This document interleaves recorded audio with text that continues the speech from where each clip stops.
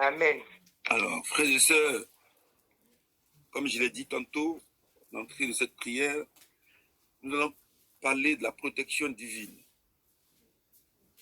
Parce que la protection, tout le monde la recherche. C'est la quête de cette protection qui amène souvent certains de nos frères à se perdre, à quitter le droit chemin et à s'orienter vers d'autres dieux. Donc, il est important qu'on en parle, qu'on en discute en ce temps de carême. C'est aussi un moyen de nous rapprocher de Dieu. C'est aussi une grâce de nous rapprocher de Dieu. Alors, pour ce faire, on va prendre Psaume 91, versets 1 à 2. Pour ceux qui notent, comme je l'ai dit, on va méditer ensemble quelques passages bibliques qui font allusion à la protection divine. D'accord? Deutéronome 31, verset 6, Isaïe 54, verset 17, Psaume 12, 1 à 7, pardon, Psaume 121, 7 à 8, Jérémie 1, verset 19. Est-ce qu'on suit? Je reprends. Psaume 91, verset 1 à 2, Deutéronome 31, verset 6, Isaïe 54, verset 17, Psaume 121, verset 7 à 8, et Jérémie, chapitre 1, verset 19. Nous allons d'abord commencer par quelques définitions. C'est quoi la protection? La protection, c'est s'assurer que aucun danger ne puisse nous atteindre. S'assurer que, quels que soient les lieux que nous allons fréquenter, nous soyons sûrs de passer et de réussir et de traverser et d'être élevés sans bavure. Ça veut dire quoi? Ça veut dire que nous nous mettons à l'abri, en quelque sorte, de tout ce qui peut être danger, que ce soit danger corporel, que ce soit danger spirituel, que ce soit l'exposition de notre âme, de notre esprit. Nous nous mettons à l'abri.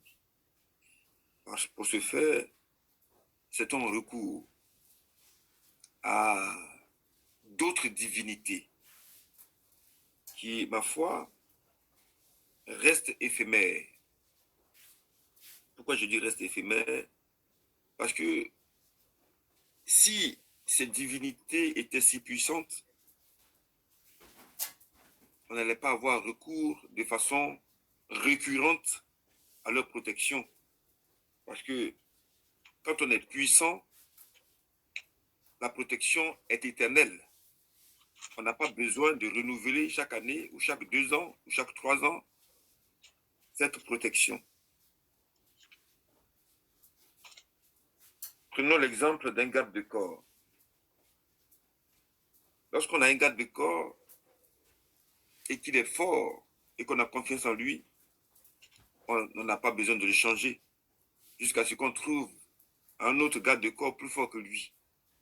Donc, frères et sœurs, c'est important que, sachant que nous cherchons à mettre à l'abri de tout danger, c'est important de savoir quelle est la meilleure méthode, quelle est la méthode qui ne faillit pas, quel est le protecteur suprême, quel est celui qui ne trahit pas, celui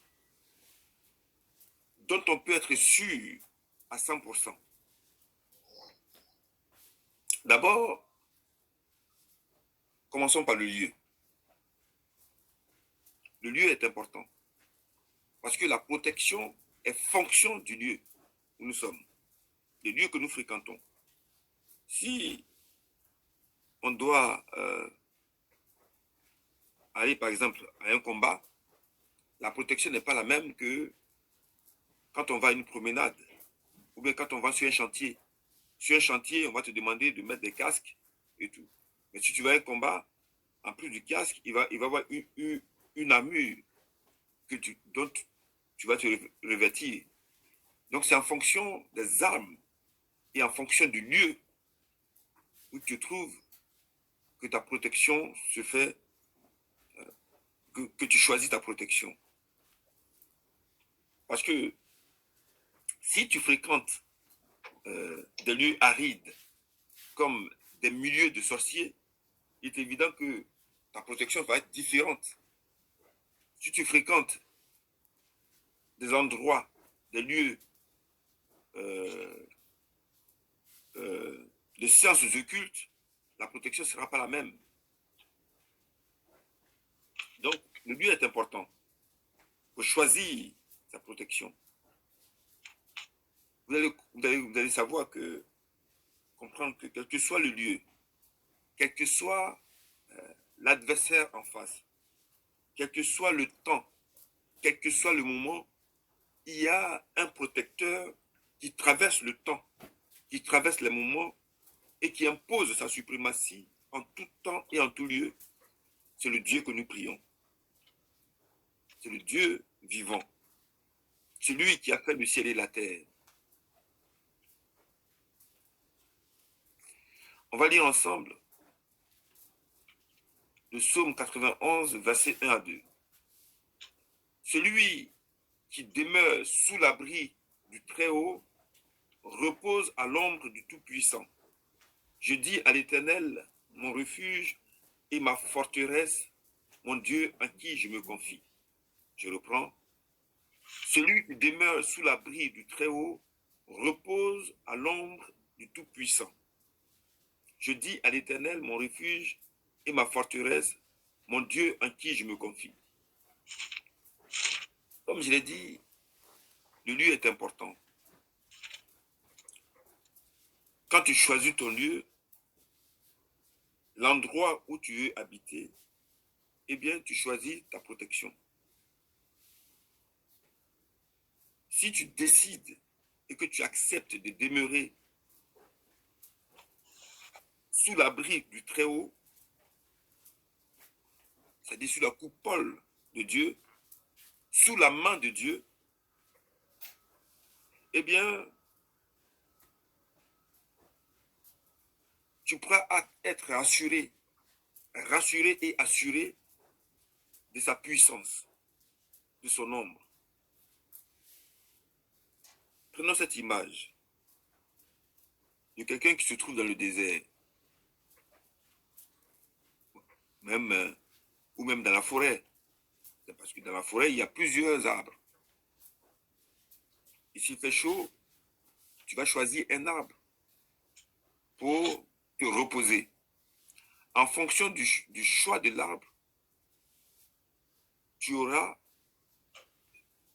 ta protection. Et c'est soit les rayons du soleil vont t'atteindre, partiellement ou totalement, ou du tout. Plus l'arbre est touffu, plus il retiendra les rayons du soleil. Donc, à son ombre, il fera beaucoup plus frais. Mais si l'arbre est parsemé sur son feuillage, laisse transpercer les rayons du soleil, tu seras moins protégé. Frères et sœurs, quel est ton arbre que tu as choisi? Ou alors, comment fais-tu le choix de ton arbre?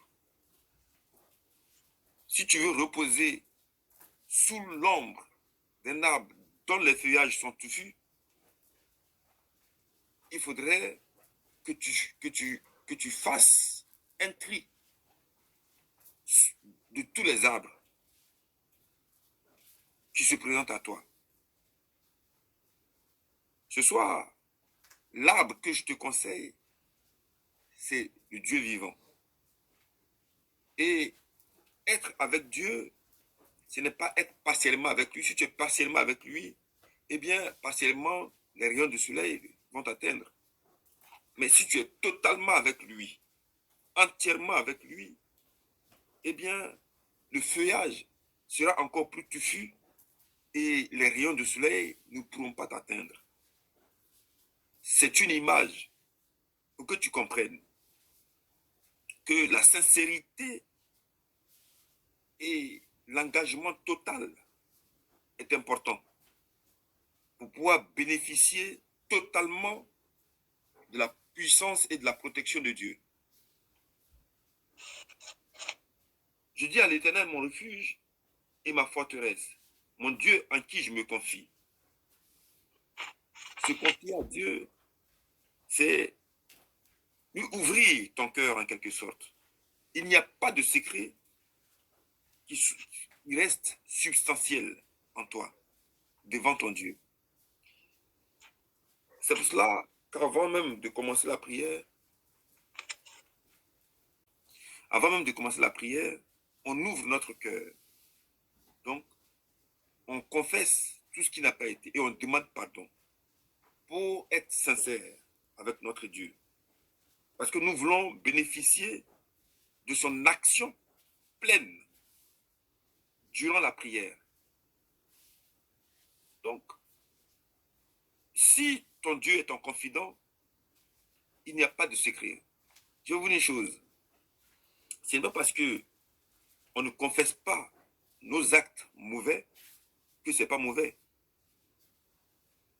Ça reste mauvais. Même les actes qu'on confesse, ça reste mauvais. Quand c'est mauvais, c'est mauvais. Ce n'est pas parce que c'est mauvais et que tu vas les cacher ou que tu ne vas pas en parler. Mais si tu n'en parles pas, tu te condamnes encore plus. Pourtant, si tu t'ouvres, tu ouvres la grâce. Tu t'ouvres à la grâce. Je ne sais pas si on se comprend. C'est-à-dire faire l'effort de s'ouvrir à Dieu, c'est laisser Dieu entrer totalement dans ta vie. Pendant que je parle, si tu te souviens des actes que tu as manqués et qui étaient peut-être tombés dans l'oubli, dans l'omission, il est peut-être temps que tu les mettes au grand jour et que tu fasses la paix avec ton Dieu. Donc, en première fois, j'avais dit le Dieu, vous verrez que pour bénéficier totalement de la protection de Dieu, on aura besoin d'avoir un peu de courage. Le courage s'oppose à la peur et à la crainte. Peur ni crainte. On va lire ensemble le Deutéronome 31, verset 6. Soyez forts et courageux. Ne craignez pas et n'ayez pas peur devant eux. Car l'Éternel, votre Dieu, marchera lui-même avec vous. Il ne vous lâchera pas, il ne vous abandonnera pas. Je reprends. Soyez forts et courageux. Ne craignez pas et n'ayez pas peur devant eux. Car l'Éternel, votre Dieu, marchera lui-même avec vous. Il ne vous lâchera pas, il ne vous abandonnera pas. Alors, quand ce passage dit « Soyez forts et courageux », ça veut dire quoi? Ça veut dire que ce qui est en face, c'est l'adversité. Et on aurait tendance, face à l'adversité, de prendre peur. C'est pourquoi il nous interpelle de dire « Soyez forts et courageux ». Parce que si le courage te manque, c'est la peur qui prend le dessus. Si la crainte, si tu demeures dans la crainte, eh bien, à force, c'est le doute qui arrive. Et donc, la place de Dieu est progressivement occupée par d'autres sentiments, par d'autres divinités. C'est pourquoi il dit, soyez forts et courageux, quelles que soient les difficultés qui peuvent se présenter à toi. Il faut que tu sois fort et courageux.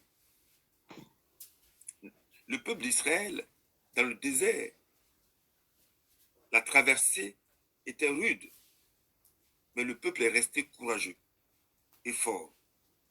C'est au bout de la ténacité qu'on voit véritablement la puissance et la gloire de Dieu.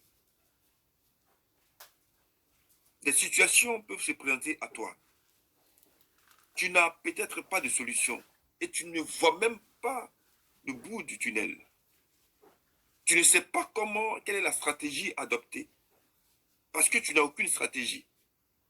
En vérité, si tu n'as aucune stratégie, il y a notre Dieu qui a cette grâce, cette puissance, qui a la force, la stratégie, à qui rien n'échappe.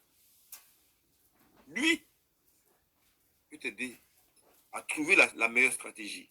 Mais pour cela, il faut que tu sois avec lui. Il faut que tu marches avec lui. Il faut que tu chasses le doute de ton cœur. Il faut que tu l'acceptes pleinement.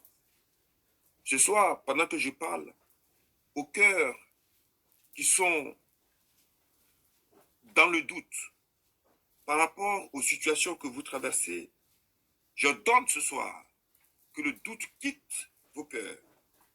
Que le doute quitte vos cœurs. Et que la sérénité de Dieu vous envahisse maintenant. Et que la paix de Dieu vous envahisse. Au nom de Jésus-Christ. Que l'onction du Saint-Esprit vous envahisse maintenant, vous visite pendant que je parle, pendant que ma voix retentit au travers de ces ondes.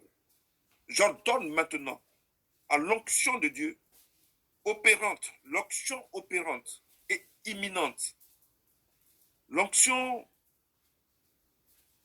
puissante d'agir maintenant au nom puissant de Jésus-Christ de Nazareth.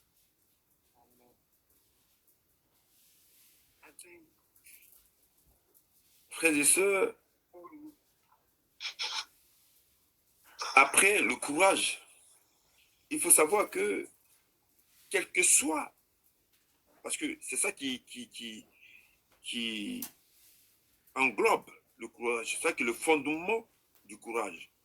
Parce que la peur de quoi? La peur parce que quand tu as peur, tu imagines, tu te lances, tu penses que ce qui va venir va peut-être t'atteindre. Donc tu penses de façon négative, tu es pessimiste. Et c'est ça qui crée en toi des sentiments de peur. Mais quand tu sais que ce qui vient en face de toi ne peut t'atteindre, frères et sœurs, il y a un courage, il y a un sentiment de courage qui prend le dessus. Quand tu sais que quelle que soit l'arme, quelle que soit la stratégie du malin, de celui qui est en face de toi, il ne peut t'atteindre, eh bien, tu prends force et courage. Tu prends le dessus. Il est écrit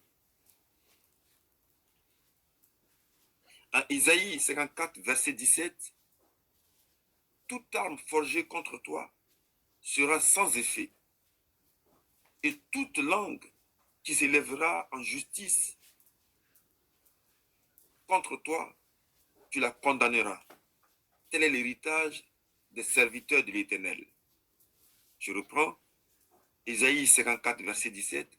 « Toute arme forgée contre toi sera sans effet, et toute langue qui s'élèvera en justice contre toi, tu la condamneras. » Frères et sœurs, pendant que je lis ces versets, en principe, tu devrais les avoir, ces versets devraient rester gravés dans ta mémoire. Si tu as du mal à retenir, écris-les et mets-les partout, là où tu as l'habitude de passer. Si c'est dans ta chambre, mets-les sur tes placards, pour que cela imprègne ton esprit, imprègne ton âme, imprègne ton corps, imprègne ton regard, et imprègne et impacte ta vie. Amen, amen. Amen. Donc, Amen. Amen. La nullité de l'attaque, quelle que soit l'arme. Et quatrièmement, je parlais de la fidélité de Dieu. Parce que ce qui peut nous arracher à la présence et à la puissance de Dieu, c'est penser aussi que s'il y a quelque chose, eh bien notre protecteur ne pourra pas être à la hauteur. Et c'est ça qui fait que parfois on a du mal. On a du mal. Alors donc, c'est la fidélité de Dieu qui nous rassure. Même si nous n'arrivons pas à tenir notre engagement, Dieu reste toujours fidèle. Même si il advenait que nous nous écartions du chemin tracé par lui, eh bien lui, il reste toujours sur le chemin. C'est nous qui allons tourner et qui revenons sur le chemin, comme un promeneur. C'est nous qui nous égarons par moment. Dieu reste toujours fidèle. Et cette fidélité de Dieu, nous l'avons constatée dans la Bible. Nous l'avons constatée dans le temps. Nous l'avons constatée par les témoignages de nos défenseurs. Et nous le constatons encore aujourd'hui. La fidélité de Dieu. Donc, frères et sœurs, c'est cela. C'est la fidélité de Dieu qui doit nous rassurer. Nous allons lire ensemble le psaume 121, versets 7 à 8. L'Éternel te gardera de tout mal. Il gardera ton âme. L'Éternel gardera ton départ et ton arrivée, dès maintenant et à jamais. Souvent, quand on doit prier pour les gens qui doivent voyager, on invoque souvent ce psaume-là. L'Éternel te gardera de tout mal. Il gardera ton âme. L'Éternel gardera ton départ et ton arrivée, dès maintenant et à jamais. Vous voyez, dans ce passage, on a une transcendance. C'est-à-dire qu'il te garde de tout mal, corporellement, pour ne pas que tu aies mal. Mais la parole dit, il gardera ton âme. Il gardera ton âme. Il te garde, mais il gardera aussi ton âme. Et il te gardera depuis ton départ jusqu'à ton arrivée. C'est-à-dire, durant ton pèlerinage, durant ton déplacement, Dieu te gardera à jamais. Amen. Donc, il y a la fidélité de Dieu qui nous accompagne. Et il y a surtout la protection. Quand on bénéficie de la protection de Dieu, ça ne veut pas dire qu'on ne va pas avoir de combat. Bien au contraire, ce sont les combats qui fortifient notre position. Ce sont les combats qui fortifient notre position. Et c'est au travers des combats qu'on glorifie le nom de Dieu. Et quel combat? Quand on sait déjà que notre Dieu a déjà vaincu le monde. Comment peut-on avoir peur d'un combat pour lequel nous avons déjà la victoire? Nous savons que nous avons déjà la victoire. Il n'y a pas de combat. Donc, restons sereins. Restons sereins, quelle que soit la position, restons sereins. Le malin, il remue souvent sa queue pour dire qu'il est présent. C'est tout à fait normal. C'est sa logique. Mais nous qui sommes enfants de Dieu, nous qui avons été baptisés au nom du Père, du Fils et du Saint-Esprit, nous qui sommes rennais, nous qui sommes mis à part pour la mission divine, nous qui sommes des prêtres, prophétesses et rois et reines, nous ne devrions pas avoir peur. Ce soir, je prie que la dimension physique que tu as de ta personne transcende dans la dimension spirituelle, pour que tu saches que tu n'es pas n'importe qui et que tu as toute la capacité, tu as toute la valeur pour bénéficier activement de la protection divine, tous les jours, en tout temps et en tout lieu. Il n'y a pas d'endroit que Dieu ne visite pas. Il n'y a pas de lieu que Dieu ne visite pas. Il n'y a pas de temps dans lequel Dieu n'agit pas.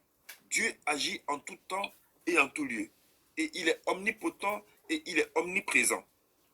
Je commande maintenant que se renouvelle dans ton esprit la proximité de Dieu. Ce n'est pas un Dieu qui est très très haut et qui nous laisse ici-bas nous débrouiller. Non. De façon permanente, Dieu est présent auprès de toi et nous accompagne. Amen, amen. Amen.